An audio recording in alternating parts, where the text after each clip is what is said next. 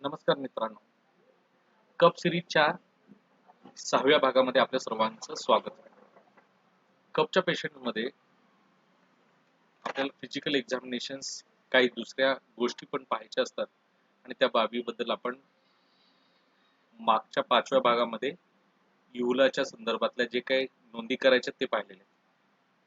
आज आपण त्याच्या पुढचा भाग पाहणार आहे, टंग, जीभ.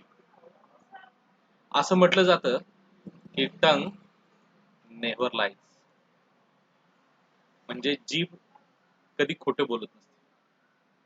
पण खरं आहे, जिभेनं खोटं बोलता येतं. जिभेनं खोटं बोलता येतं, पण जीभ खोटं बोलत नाही. तर याच्यामध्ये आपल्याला टंगचे जे काही सिम्पटम्स आहेत, जे साइन्स आहेत, ते सगळ्या गोष्टी रेकॉर्ड करायच्यात आपल्याला कपच्या केसमध्ये. इव्हन आपण जीभ दाखवा असं कॉमनली प्रत्येक कुठल्याही सिस्टीमचा पेशंट असू दे, आपण जीभ त्याची पाहतोच. म्हणून तर सांगितलं जाते की टंग नेव्हर लाईज. इव्हन GITचे असू दे तरी पण आपण जीभ बघतो. जीभ हा आरसा आहे. गॅस्ट्रोइंटेस्टाइनल म्हणजे पोटाचा जो काही आजार असतील तर जिभेवर दिसतात. तसं टंग नेव्हर लाईज. तर या जिभेच्या बाबतीत काय काय गोष्टी रेकॉर्ड करायच्यात, नोंद करायच्यात, हे आजच्या व्हिडिओमध्ये आपण पाहणार आहे. टंग व्हाईट कोटेड. टंग व्हाईट कोटेड. कोटिंग बघायचं आपल्याला टंग मध्ये. जीभ आपण बघताना पेशंटची काय बघायचं, पहिलं कोटिंग. व्हाईट कोटेड, एकदम पांढरी आणि कोटेड आहे. समोर इमेज दिसते तुम्हाला, त्या इमेज प्रमाणे जर लक्षात येईल की व्हाईट कोटेड टंग कशी असते. White coated. दुसरे आहे tongue yellow coated. Tongue coating मध्ये येलो कोटेड. व्हाईट कोटेड आहे का येलो कोटेड आहे, इमेज लक्ष देऊन पहा. Yellow coated tongue. Next clean tongue. त्या होमिओपॅथीमध्ये इपिकॅक वगैरे औषध आहेत, त्याच्यामध्ये क्लीन कट टंग असं दिलंय. क्लीन. क्लीन म्हणजे एकदम स्वच्छ. स्वच्छ केलेली नाही. दोन्ही मध्ये डिफरन्सेस वेगळा आहे. स्वच्छ केलेली जीभ कधीही पूर्ण स्वच्छ होत नाही.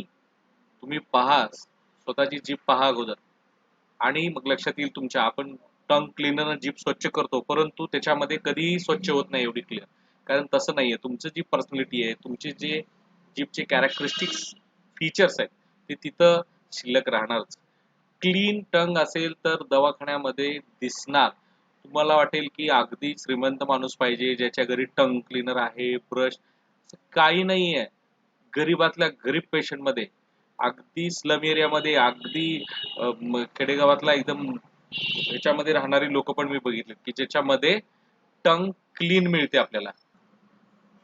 क्लीन टंग ही आपल्याला कुठल्याही पेशंट मध्ये मिळते, कुठल्याही सोशो इकॉनॉमिक कंडिशनच्या पेशंट मध्ये मिळते, कारण ती पर्सनॅलिटीची कॅरेक्टरिस्टिक असते, लक्षात ठेवा. त्याच्यामुळे ही आपल्याला सहज मिळणारी गोष्टी आहे. क्लीन टंग रेकॉर्ड करा मिळाली तर. नेक्स्ट आहे imprints of teeth on the tongue. Lateral साईडला इथं जे दिसतात तुम्हाला, लॅटरल साईडला इम्प्रिंट्स ऑफ द टीथ म्हणजे दाताचे व्रण दिसतात असे जिभेवर सगळी साईडला. दाताचे व्रण दिसणारी टंग आहे. त्याच्याबरोबर ही फ्लॅबी पण असते. फ्लॅबी म्हणजे मोठी पण असते, नॉर्मल पेक्षा मोठी टंग दिसते. बाहेर असं काढले की आपल्याला जीभ मोठी साईज न त्याच्या असल्यासारखी वाटते. फ्लॅबी टंग. या गोष्टी पाहायच्या आहेत. काही गोष्टी ह्या पाहूनच तुम्हाला त्याच्यामध्ये कॉन्फिडन्स येणार. गोष्टी प्रॅक्टिस मेक्स मॅन परफेक्ट असं म्हणतात ना. दररोज पाहिल्यानंतर, त्या गोष्टी वारंवार पाहिल्यानंतर तुमच्या लक्षात येते की हा, या गोष्टी फ्लॅबी टंग आहे, ही नॉर्मल पेक्षा मोठी टंग दिसते. प्लस साईडला जर इम्प्रिंट्स ऑफ टीथ असतील तर या गोष्टी नोंद करा. याचा उपयोग पुढे रिपट्रेशन मध्ये करता येतो. पेशंटच्या जे काही बाकीचे लक्षण आहेत त्या लक्षणाबरोबर हे पण लक्षण तुम्ही घेतले तर रिपट्रेशन मध्ये तुम्हाला औषध आपोआप येतं. प्रोसेस स्ट्रॉंग करायची. आपलं कशावर लक्ष चाललंय आपल्याला, की जी काही आपली व्यवस्था आहे, जी काही प्रोसेस आहे, त्याच्यामध्ये आपण क्वालिटी इम्प्रूव्ह करायची. आपल्याला औषध आपोआपच येणार आहे. नेक्स्ट आहे फिशर टंग. फिशर टंग याच्यामध्ये किती रेषा आणि किती चिरा पडलेत बघा. पूर्ण चिरा आहेत अशा टंगला. जीभ चिरली का कुणी, जीभ चिरली का कुणी, किंवा एक्झिमाचं पेशंट असतं, इसब, इसबच्या पायाला, तळ पायाला इसब होतो, किंवा त्याच्यावरती गोट्याला इसब असतो रुटीन मध्ये, त्याच्यामध्ये किती चिरा पडलेल्या असतात, त्या चिरा जे पडलेल्या असतात ना त्याच्यातून रक्त येतं. तसं त्या पद्धतीच्या खोल चिरा आहेत. जशा जमिनीला उन्हाळ्यामध्ये भेगा पडतात तशा भेगा पडलेल्या जिभेला, त्याला म्हणायचं फिशर, फिशर्ड टंग. अशा पद्धतीचं जिभेचं पेशंट मिळालं तर तुम्हाला ते रेकॉर्ड करा. निदान फिशर टंग असं रेकॉर्ड करायला शिका. बाकी औषध कुठलं येणार आहे, काय येणार आहे ते आपोआप येते. औषधाची काळजी करू नका. औषधं पाठ करायची नाहीत ना, करायची असतात. मेथडच नाहीये, सायन्सची ही पद्धतच नाहीये. सायन्सच्या पद्धतीमध्ये फक्त डाटा कलेक्शन, जे तुमचा डेटा घेतात तो एक्झॅक्ट करेक्ट करणं आणि बरोबर घेणं हेच महत्वाचं आहे. नेक्स्ट टंग आहे yellow coated tongue. Yellow coated tongue, yellow coated आहे, yellow coated with red insular patches आहेत बघा, दिसतात का, रेड इन्सुलार पॅचेस, मध्ये मध्ये पॅचेस आहेत, त्याला म्हणायचं येलो कोटेड टंग.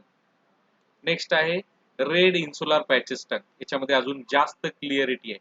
हे जे पॅचेस आहेत ना हे तुम्हाला क्लिअर दिसतील. याच्यामध्ये लाल लाल लाल जे दिसतात ना, राउंडेड राउंडेड पॅचेस जिभेवर दिसतात, त्याला red insular patches on tongue. Next आहे फ्लॅबी टंग.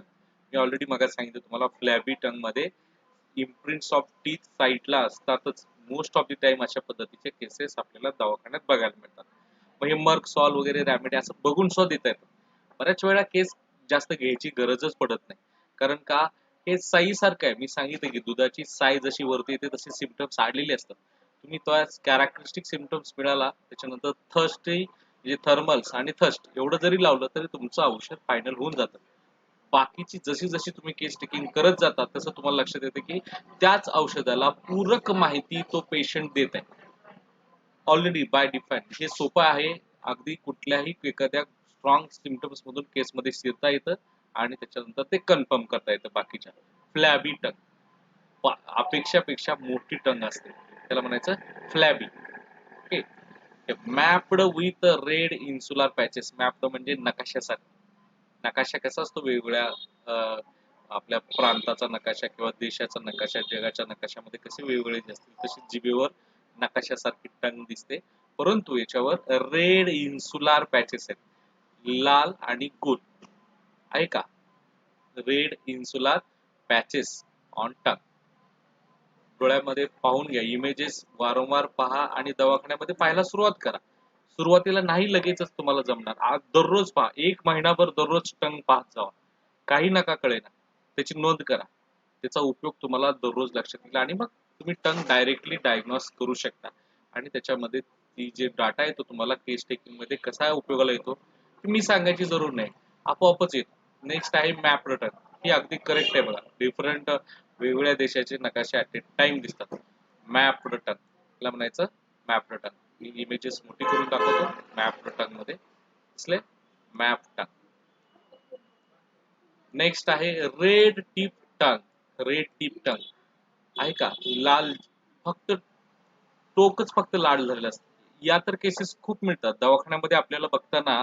अशा केसेस रेड ट्रायंग्युलर टिप, मी म्हणतो ट्रायंग्युलर सुद्धा मिळतं, पण नाही मिळालं तर नाही मिळालं, रेड टिप टंग अहो मिळते रुटीन मध्ये. किती वेळा तर आपल्याला रस्टॉक्स रेमेडी प्रिस्क्राईब करताना या गोष्टीचा उपयोग होतो. आणि रस्टॉक्स प्रिस्क्राईब करत नाही मी रेड टिप टंग वरून बाकीच्या गोष्टी बघतो. माझ्याकडे एक परवा एनोरेसिसची केस आली होती, नॉक्चर्नल एनोरेसिस, म्हणजे रात्री झोपेमध्ये लघवी करणारा मुलगा.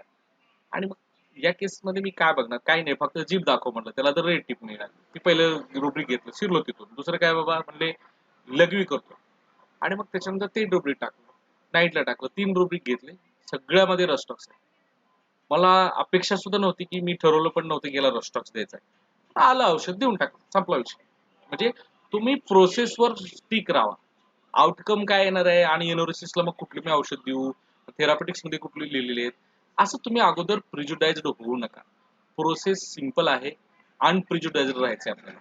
औषध आपोआप समोर येईल, तुमच्या हात जोडून उभा राहते तुमच्या समोर औषध, फक्त तुम्ही त्याच्या प्रोसेसवर लक्ष द्या, ही गोष्ट महत्वाची आहे. पुढे आहे वेन्स डिस्टेंडेड टंग.